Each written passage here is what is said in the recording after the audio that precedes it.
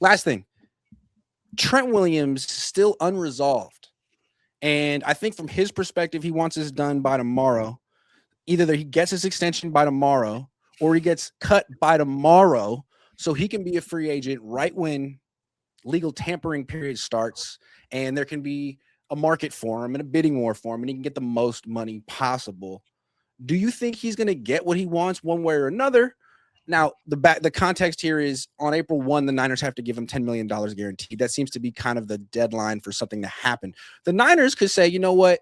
We're not going to do anything until March 31st. And if you miss the first wave of free agency, too bad. We'll see what happens by then. They could, feel that if they wait, they get more leverage because the market will dry up a little bit and maybe he'll be more amenable to taking what they've offered. What do you think? You think this is going to be resolved today or tomorrow or in the next couple of weeks or in the next few months? Maj, you go first. I'm so not looking forward to paying this guy so much money, dude. You know what would have been nice? Think about it. You know what would have been really nice if the Niners were to draft maybe a couple years ago, like a left tackle that could have developed under Trent. And then now that Trent's doing this right now, we could say, you know what, Trent, screw you, go somewhere else. And then we could have that younger left tackle just slide right in. But we don't have anybody. Also, hold on. I think Kyle Shanahan has brainwashed the great 49er fans of the world to think that you can't just play a rookie. Or you have to develop a guy for 8 years before you can take over for Trent Williams. No, only on the Niners. Other team, like the Seahawks drafted Charles Cross and started him at left tackle day one, and he was fine. Grant, you have to wait. Grant, you have to wait 2 years or 1 to 2 years to wait to see that guy play. Nick Martin, we've never seen Nick Martin. Hopefully next year he's better. Is Nick Martin? Wait, question. Grant, is Nick Martin off concussion protocol or is he still on it? That's a good question. I have no idea. Is he like the Niners put these guys in like the red shirt program and then immediately lose interest in them and then get rid of them? Yeah. I don't know about Trent, man. At this point, whatever happens. I don't want to. I'm going to drag out the rest of the month.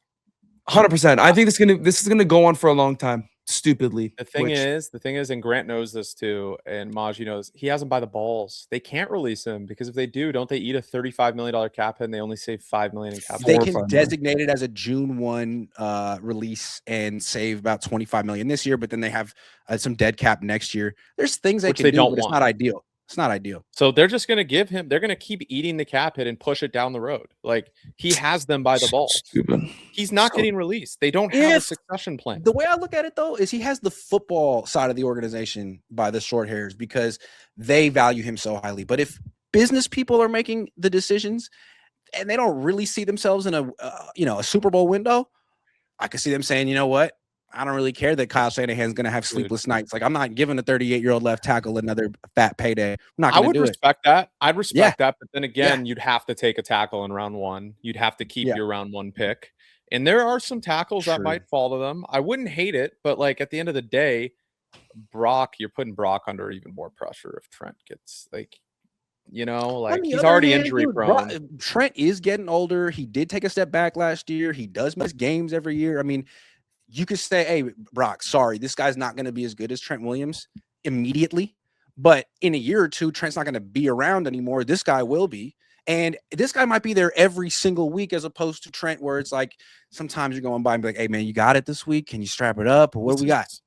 Well, also, I think they wanted to move off of Trent last offseason, and the draft happened, and they wanted Kelvin Banks, right? And like he got picked, and then they were like, shit, I guess we're going Mykel Williams because there's no other good tackles. And Kelvin Banks would have been like a great replacement he was better than Will Campbell last year.